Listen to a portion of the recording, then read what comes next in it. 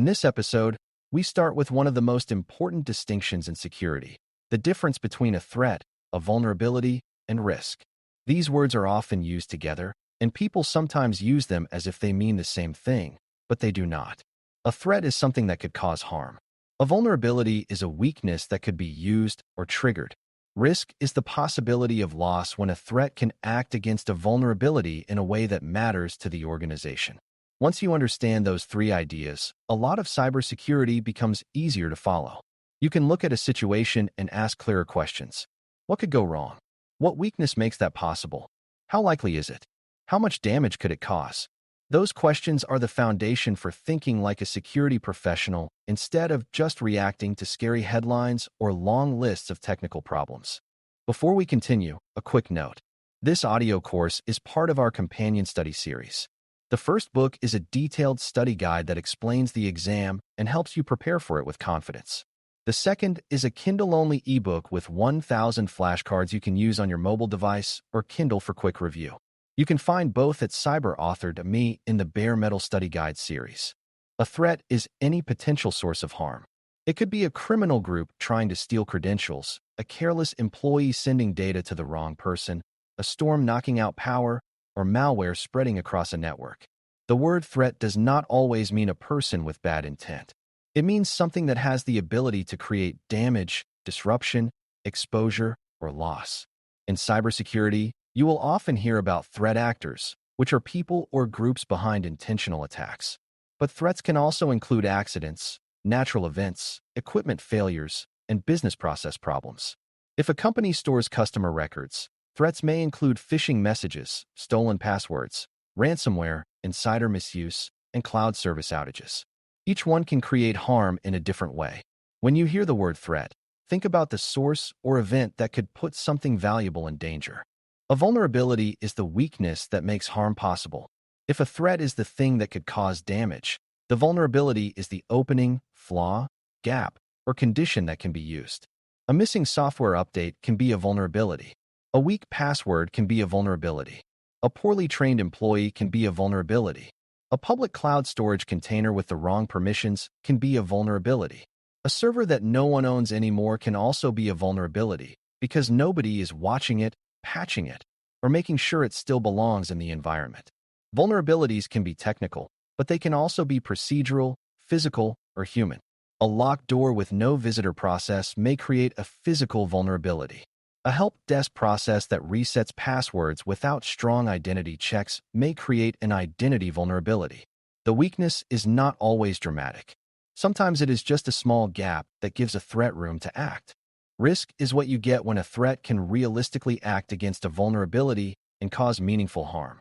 A vulnerability by itself is not always an emergency, and a threat by itself does not always create immediate risk. Imagine a window that does not lock. That is a vulnerability. Now imagine a neighborhood with repeated break-ins. That is a threat environment. The risk becomes more serious because the weakness and the threat connect. In cybersecurity, the same thinking applies. A vulnerable system that is disconnected, contains no sensitive data, and is being retired may not carry the same risk as a vulnerable internet-facing system that supports payments. The weakness may be technically similar, but the business impact is different. Risk asks you to connect the dots. It is not just about whether something is broken. It is about whether that broken thing could lead to loss, disruption, legal exposure, safety issues, or damage to trust. Likelihood is the chance that a risk will actually happen. You will not always know likelihood with perfect accuracy, but you can reason about it. A vulnerability on a public website is usually more likely to be attacked than the same kind of vulnerability on a tightly isolated internal system. A phishing threat is more likely when employees receive large amounts of external email and attackers are actively targeting the organization's industry. A lost laptop is more likely when employees travel often. A cloud permission mistake is more likely when teams create new resources quickly without review. Likelihood is shaped by exposure, attacker interest, ease of exploitation, and how often the condition appears. It is also shaped by current events. If attackers are widely exploiting a specific weakness across many organizations, likelihood rises. You are not just asking whether something could happen in theory. You are asking how realistic it is in the actual environment. Impact is the amount of harm that could happen if the risk becomes real. Impact can show up in many forms. A security incident may expose private data, interrupt operations, damage equipment, create legal problems, or harm the organization's reputation. Some impacts are financial, such as recovery costs, lost sales, fraud losses, or regulatory penalties. Some impacts are operational, such as systems being unavailable during business hours. Some impacts involve safety, especially in healthcare, manufacturing, transportation, utilities, and other environments where technology supports physical processes. Impact also depends on the value of the asset. A test server with fake data usually has a lower impact than a production database containing customer information. A small outage in a non-critical system may be annoying. A similar outage in a system that handles emergency services may be serious. When you think about impact, ask what the organization actually loses if the event happens. Risk becomes easier to understand when you put likelihood and impact together. A risk with high likelihood and high impact usually deserves urgent attention. A risk with low likelihood and low impact may be accepted, monitored, or handled later. The difficult cases sit in the middle.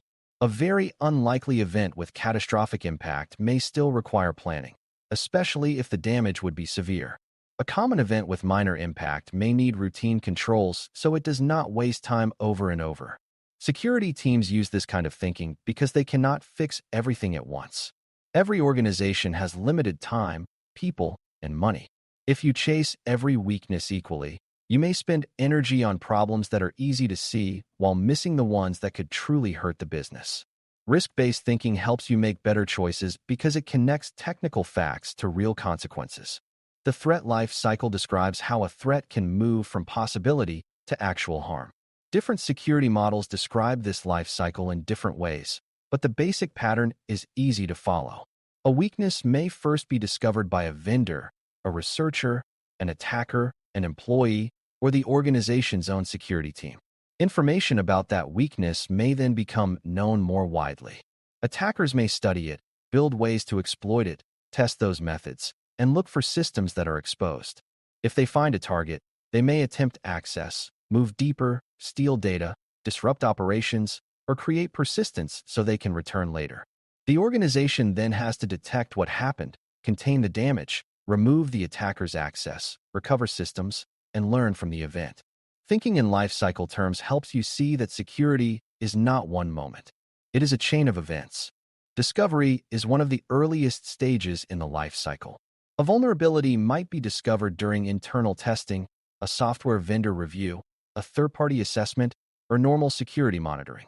Sometimes a researcher finds a flaw and reports it responsibly so the vendor can prepare a fix. Sometimes attackers find a flaw first and use it quietly before the public knows anything about it. Sometimes the issue is not a software flaw at all. It may be a misconfigured cloud resource, an exposed remote access service, a weak business process, or a forgotten account. Discovery matters because it starts the clock. Once a weakness is known, the organization has to decide how serious it is and what to do about it. A discovered issue that is ignored can become a real incident later. A discovered issue that is evaluated and handled well may never become a crisis. After discovery, exposure and exploitability become major concerns. Exposure means the weakness is reachable in a way that matters. A vulnerable service exposed to the internet is usually more concerning than the same service protected behind several layers of access control. Exploitability means the weakness can actually be used in practice. Some vulnerabilities are difficult to exploit because they require unusual conditions, special access, or deep technical skill. Others are easier because working attack methods are already available. Attackers often look for the easiest path that gives them useful results. They may scan for exposed systems, send phishing messages, test stolen credentials, or search for public data leaks. You should notice how threat and vulnerability connect here. The attacker is the threat. The reachable weakness is the vulnerability. The chance of exploitation depends on how easy, useful, and available that path is. Exploitation is the point where the threat uses the vulnerability.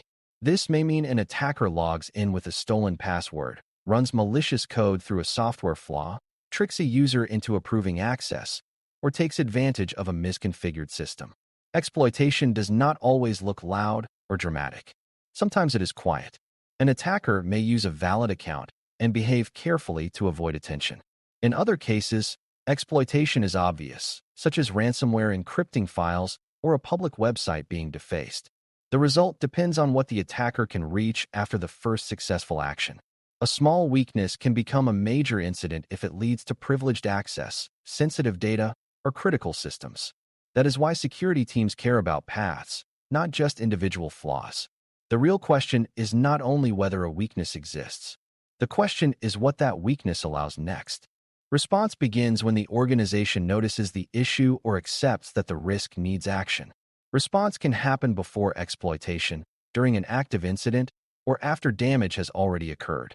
Before exploitation, response might mean applying a patch, disabling an exposed service, changing permissions, improving monitoring, or removing an unnecessary system. During an incident, response may include isolating affected machines, disabling stolen accounts, blocking malicious traffic, preserving evidence, and restoring clean systems. Afterward, response includes learning what failed and reducing the chance that the same problem happens again. Good response is not only technical.